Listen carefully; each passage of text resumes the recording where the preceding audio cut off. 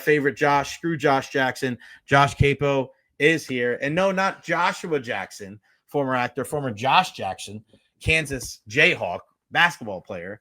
We're getting all the Josh Freeman. You're out of there. Josh Duhamel, whatever the hell that guy's name is. It's Josh. You're the best Josh we know, buddy. I love that you brought me in right after talking hockey and goalies, because I'm sitting there going, the last time I thought about, a team that thought they needed their stalwart goalie, the Mighty Ducks did pretty good with Julie the Cat back there. So Julie the Cat Gaffney from Bangor, Maine, baby, from Bangor, Maine. And especially because the real life Goldberg has had some real issues. My guy's been arrested and he's been homeless. Looks like he's gotten his life back on track, though, which is nice to see.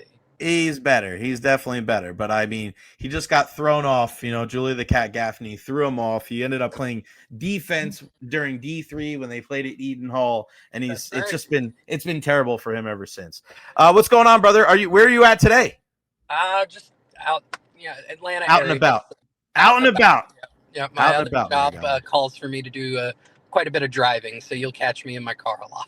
He is a driving fool, my guys and gals. All right, so we heard the news today. Tristan Wirfs back out there. Chris Godwin back out there for practice. Let's say they do play, Josh, because it doesn't make any sense for us right now to be able to be like, well, if they play or they don't play, because it's just speculation. But if they do play, Josh, what can we expect, do you think, from those two guys? Because you heard me just say, like, they're going to have to knock some of the rust off. It's not going to look pristine right off the rip without any of the preseason. You would hope that I say that, right? But then I look at Tristan Wirfs and I look at Chris Godwin. If two guys would look the least rusty out of anybody on this roster, it might be these two guys. But what do you expect if they're in the lineup on Sunday against the Eagles? What do you expect to see? Yeah, with Wirfs, I would say even him at 65 to 70%, I think you're seeing an upgrade in the offensive line, which right. Grizzard and Baker have done a phenomenal job of kind of patchworking things around the line. I thought that against the Jets, the line actually gave Baker the most time to throw, and he looked the most comfortable back there. Not to say he looked extremely comfortable, but certainly better than week 2 against Houston and even what Atlanta was throwing at him. But I would say it's an immediate upgrade, and it allows them to start to get back to some sense of normalcy. If it were me, I would probably go Wirfs at left tackle. I know there's been some discussion, well, throw him back to the right and him and Barton, but I'd rather just have him at left, have Barton go back to either center or left guard, have Bredesen there, and you're starting to get one side of the line strong, and then you can kind of scheme around the other side of the line with Charlie Egg. Could you see them do the other? Could you see them do the other way, though, Josh? Because I was just posting that question a couple of minutes ago of, could you see them go, all right, Barton go to right guard or right tackle then and keep Bredesen there, and then you just you take Heck out and you kind of work with Haggard and Klein at the guard spots? Or do you look and say, all right, I got 3/5 of my line from the center to the left, and then you kind of scheme 2 behind them in the run game maybe, or scheme away from them possibly in the passing game on the right side? Like, could you see both sides of that argument? Oh, absolutely. I think those are real conversations that are happening in the building right now. I just think my preference would be get Wirfs back where he's most comfortable, no doubt, where he's been the last couple of years. Get Barton back inside where he can be a much better weapon. And for me, it's still not like necessarily putting everybody back where they belong, because I actually think Barton might be better at guard. You can move him more, pull him more there, maybe keep Bredesen at center. There were some things about Elijah Klein that I thought were positives from this past week. So I would rather have him there than, again, continue to shuffle things around. Put Barton over at right tackle. It just doesn't make sense to me. He's never really played that side. So it'll be interesting how they go out with it. But no matter what, if Wirfs is in the lineup, I think it's an upgrade no matter what. And then with Godwin, I would expect a pitch count, and I would love to see him in on third downs. Put him in the money situations to keep the drive rolling, and you've got enough weapons who have very specific roles that they can play well, who can augment that and just have him kind of as that cherry on top.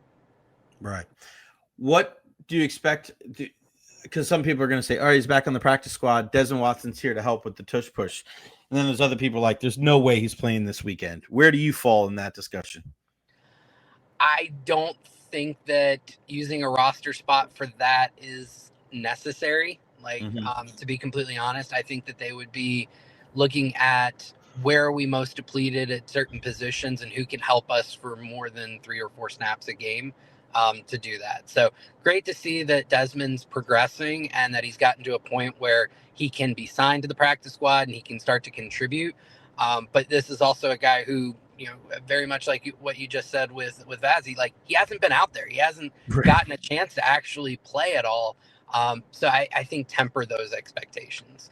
I don't think the Bucs are signing a guy for 3 to 4 plays every other year. I love that. Yeah, bring him in for the tush push. I'm like, wait a second. Don't they do a decent job without him? Right? Isn't that crazy? Like, and now let me ask you too, as far as the tush push goes, there's a lot more attention to it as far as what's not being called, as far as the, lining up in the neutral zone or these guys false start. Do you think that the referees are going to start really cracking in and they're going to know it's coming because everybody in the building knows it's coming? Do you think we start seeing some false starts? Do you think just because they're looking for it, and we know how that happens, right? We know that there's plays that the referees are alerted to and say, hey, we got to do better with this. We got to do better with that. I feel like there's going to be, even though there's not a quote unquote ban, I feel like it's going to be refereed and officiated a little bit stricter going forward. What do you think about that? Yeah, I would expect that, but I almost think that it's going to play to Philadelphia's favor more than it's playing to the defense's favor. Okay. They know that that's going to happen, and now you go hard count, and I think they're going to be able to pull off sides. So unless it's right at the goal line where you can't actually move across the goal line with a touchdown on a penalty, but on those 4th and inches, 4th and 1s, I think that they're going to be able to extract more first downs by just playing off the fact that they know that the officials are going to be calling it, and they're probably going to call some hard counts on it. The one guy that I was going into the season, I said, don't forget about this guy, was Rachaad White. And I know I was busting your chops about that the other night on Twitter because I've been saying to everybody that would listen, I go, listen, Bucky had 3 different injuries last year, 3 different ones. And he didn't even start every game last year. And Rachaad is a tough guy. And if anything, he may not have the vision. He may not have the breakaway speed, but he's tough as nails. He can pass protect like a mother sucker. And he's going to be out there. And I just felt like Rachaad was a guy, like, don't forget about Rachaad White. What did you see from Bucky and Rachaad in the first couple of games that, just your biggest takeaway from the run game? Because I'm a huge proponent of attempts over yards, keep running the football. And Rachaad hasn't, in my opinion, really let the whole, all right, Bucky's RB1 affect him. Like, he's still out there playing his ass off every single week. Yeah, I mean, he's a consummate teammate and team guy. And I think that they play. I've always maintained that the two of them together gives you an elite running game. And I've never really understood the whole pitting them against each other. I know people were calling for Bucky to get more carries because the yards per carry were different. But that was something that I've been screaming from the rooftops for years now is the Bucs weren't running Rachaad in a scheme that catered to his skill set, which is that gap-based counter duo pull type scheme. And he's run well, and he's had really good yards per carry and just efficiency metrics when he's been given those opportunities. What happened early last year was Rachaad White was being asked to do all the mid-zone stuff that they couldn't block up well. And Bucky was getting all the gap stuff early. And so you saw this huge disparity in yards per carry overall. But when you dug in and you said, well, let's look at just on those gap runs, both of them were really good. Just on the zone runs, neither one of them was really good. So just call more gap. And Grizzard's done that this year. And White has responded really well because he's gotten more of those carries, which is really nice. I think the two complement each other well. I think Rachaad needs to be in there on more of the third down stuff, which they've done a pretty good job with because of the blocking that you mentioned. There were Bucky on the last drive came up with some really key blocks, but there's been a lot of variance in his blocking this season. I'd say on the whole, maybe a little bit better than last year, but there are still some where he just gets blown up. He gets literally like, he'll try to jump into a dude or throw his shoulder in, and the guy just kind of catches him and takes him for a ride. Whereas Rachaad has that mass to really hold up against any linebacker, and he packs a punch. So the two of them together, just really great compliments for each other. And I think the run game's going to continue to get better. as the Bucs get healthier on the offensive line. It was tough for them this past game against the Jets. They really had trouble doing anything, and that's because they had to simplify their blocking scheme. You saw a lot of just inside zone and duo stuff, which is kind of your most simple in terms of your blocking structures, because they had so many new pieces in there. Look, we got a random Eagles fans. Y'all really bring back Watson for the tush push? You got to rewind, brother, and watch what we were just talking about. Reading and listening. Comprehension is fundamental, buddy. He's got AJ for 200 this week. All right. Well, I mean, if you look at anything, you look at the defensive side of the ball, and our guy Jamel Dean has done pretty well. Ooh, I thought this was a guy that everything that wasn't working with this defense, as far as not being able to get home with 4, playing way off these guys. Like, I don't necessarily know if that's Jamel's strengths. And you're not playing into the strength of your guy, where he's a big dude. He can tackle in coverage. When the play's in front of him, I think he does a really good job. We know he's got his deficiency catching the ball, right? I mean, they were joking when he had the pick 6, like, hey, he finally caught it. So it's not talking smack. Like, that's Baker and Levante were joking about it on the sidelines. But when he's playing a little bit closer, and I know on the interception he was off a little bit, but he has that confidence to be able to go up more now. And you have Hassan Reddick, and Yaya Diaby picked up a sack last week. I think you're seeing them put him in a position to succeed. And I think Jamel has played some of his best ball in the first 3 games that we've seen probably in the last couple of years. And he's healthy, right? I mean, staying on the field has been one of his big bugaboo. Yeah, it's been really nice. I will first just start off with that Philly fan. My mother grew up outside of Philly. So I understand that people from that area have delusions of grandeur. Don't hold it against them. And Watson's back on the practice squad, buddy. He's back on the practice squad. He's probably not even playing this weekend. But to the point about Dean, I remember leading up to his contract. So like 2020, 21, 2022, Pro Football Focus, they do their grading for both man coverage and zone coverage, and he consistently graded out as one of the best man coverage corners in the NFL.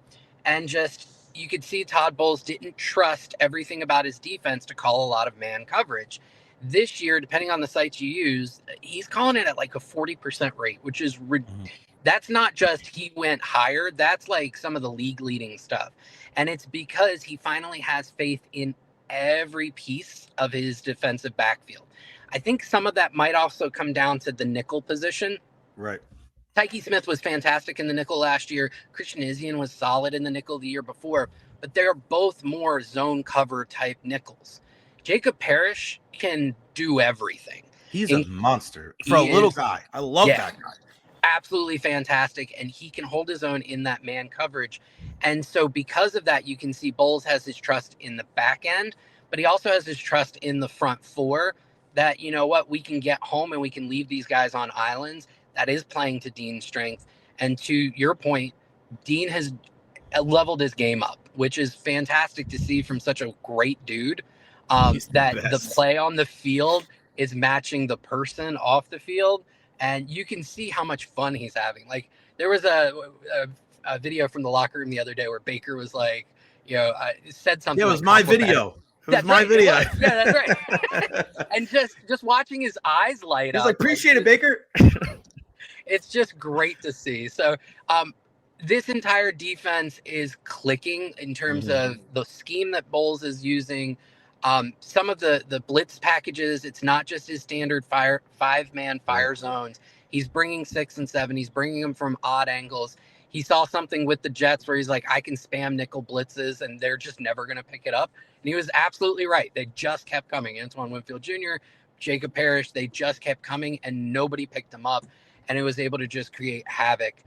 That first half against the Jets, they let the foot off the pedal in the second half. But that first half, there was a stretch where they averaged like allowing only 3.3 plays per drive, 2.7 yards per play. It was just absolutely complete dominance. And if the defense can continue to play at this level, they can hold the fort down while the offense gets healthier. It's kind of weird, right? Having the different discussion than we did last year, right? Bringing the other side of it where the offense is really carrying a lot of the water. Let's go back to the offense with Godwin out. Like, how do you see Philly going and trying to defend a guy like Emeka Egbuka? And how do you think that Grizzard and Bowles and the whole team pretty much, how do they deploy the wide receivers? Now we know that Evans is going to be out. Like you say, Chris Godwin's probably going to be on a pitch count. So you're going to need to see Sterling Shepard step up, which he has, and maybe some more Tez Johnson, Ryan Miller. Like, you know, when you look at this offensive game plan, I think they need to run the heck out of the football. But what about the passing game, and how do you think Philly's going to try to combat that? Who are they going to keep their eye on? Yeah, it's interesting. I think you'll see a little bit of an evolution from Egbuka in terms of who he's been in the pros, which is a little bit different than what he was in college. In college, he was an absolute dog when it came to the short to intermediate areas of the field. And that's why he earned that reputation across just about everybody in the pre-draft process. He's a mini Chris Godwin. Right. But if you look at what he's done so far in 3 games, he's been phenomenal deep. He's caught 4 of his 6 targets. He's gotten 80% of his yardage on deep targets, targets of 20-plus air yards. 80% of his yardage has come from those types of targets. And all 3 of his touchdowns, right? And it's either that or it's been the short stuff, including a lot of the screens. He has not really he has no catches yet in the intermediate part of the field. That is where Mike Evans lives, right? And that is a big part of how the Bucs offense has done so well over the past few years is Evans is that intermediate to deep guy. They need somebody to step into that role. Sterling Shepard has done pretty well in the intermediate so far this year, but they need somebody else. Egbuka, I see him moving to that X role if Godwin's back and taking over some of that, which he did really well in college. So he's able to do that. And when you look at how defenses are being played these days, there's a lot of cover 2, and you're going to need somebody who can hit that backside dig and be there and that Baker can trust. If you go back to the Falcons game, he was nailing Evans on a few of those, especially when the front side or the play side or concept side wasn't there for him. He was finding that backside dig. So he needs somebody, and Egbuka can serve that role. If you move Egbuka there, who kind of serves the role that he's been playing short and deep, well, Tez Johnson's your guy there. Yeah, he's your manufactured touch guy short. And then you saw it on that one play at the beginning of the game-winning drive against the Jets, where on that deep post, little wiggle right at the stem and just crossed face on the safety and wide open, right? And Baker just overthrew him a little bit. So you have these opportunities for these guys to kind of fall into these different roles. Sterling Shepard's your short to intermediate guy. Tez is your short and deep guy, and then Egbuka is your intermediate to deep guy. So it allows you to still hit all 3 phases or all 3 parts of the field and keep the passing attack viable. What's the number one thing you're going to be keeping on it, more than just like, all right, how the offensive line play is, but, you know, for the Buccaneers, I think as a whole, what are we looking at on both sides of the football in order for them to be able to win this game? Because in a weird way, I think a lot of people are, a lot of Bucs fans are going, we're 3-0. We're making the best of the worst situation. If the Bucs lose this game, I don't think Bucs fans are going to freak out, right? Because they just realize, like, hey, you're playing the Super Bowl champs. You're depleted. You're getting some guys back. But, and then if they win this game, right, like I love this matchup right now because it's like, all right, well, let's see. Because you have 2 teams that find a way to win. That's what good football teams do. So on both sides of the football, what are you looking at as far as kind of what could dictate the outcome of this one? Yeah, I think it's the trenches on both sides. And you know, the Eagles might be without their all-world right tackle, Lane Johnson, so which was exactly what happened last year. He wasn't in that game. They used Fred Johnson. The Bucs took advantage. Todd Bowles has had Jalen Hurts' number for a number of years. And so I think the defense can keep them in the ball game as long as they can win on the front. And with Reddick and with Yaya, I think they can win on the front there, and they can keep this a low-scoring affair. And at that point, if the Bucs offensive line can get enough successful runs, and I'm not talking like the 12-yarders or even the 7, just the 4 to 5-yarders to keep the team on schedule. If the offensive line can do enough against a very good interior of the Eagles defensive line, then I think it comes down to turnovers, and you're seeing the Bucs defense starting to get to a place where they can create those turnovers. So I give them a puncher's chance. I would give it almost an even money line. What is it about Jalen Hurts and that offense sometimes where it looks like, man, they're unstoppable? And other times, like, you look at that second half against the Dallas Cowboys and they don't get AJ and Brown involved right away. Like, it seems like as good as they are, they get taken out of their offense very easily at times, which is kind of rare to say about a team that has such an incredible offensive line over the years. They have the best running back probably in football. You have a great quarterback in Jalen Hurts. You got 2 weapons on the outside. You got a good tight end. But it seems like at times they get taken out of their rhythm, and it's very strange to me. Do you notice that?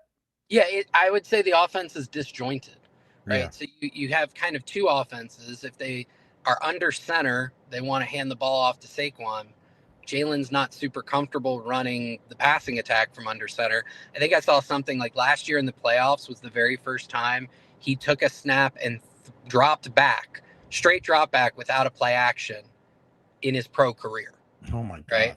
And then where they want to win with their passing attack is from the shotgun. So when you have such a bifurcated offense, it's easy to become disjointed, and it's easy for defenses to kind of say, this is how we're going to scheme to you.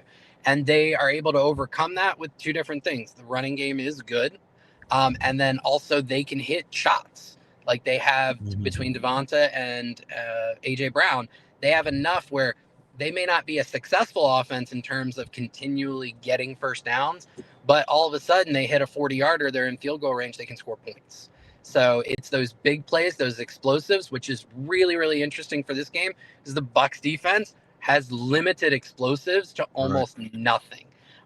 Tyrod Taylor, I think he completed only 5 passes over 10 air yards last week for 33 yards.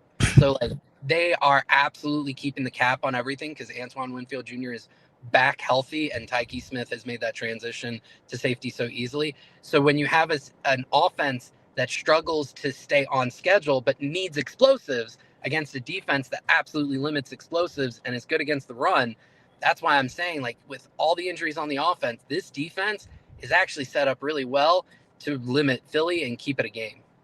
Yeah, I think if the Buccaneers win this game, they got to win the turnover battle because I think that's when you start turning Philly one-dimensional. You get them behind, and then they can't run the football like that they have and impose their will. And I think if Jalen becomes just a pass-first quarterback, that's probably the next step that he needs to make if he wants to be in that upper echelon of quarterbacks. I'm a lot higher on Jalen than a lot of other people because I just love his leadership qualities, but there's got to be some of these games, I think, sometimes where they're behind and he's got to throw their way back into it. Kind of saw that with the Rams a little bit last week where they were able to come back, but doing that on a consistent basis, I think really is, his next level, next step in his maturation.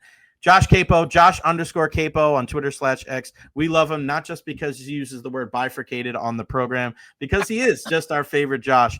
You are the best, my friend. I appreciate you taking the time. Have a great rest of your week. Enjoy the games this weekend. Thank you. You too, Jay. Thanks. All right, bud.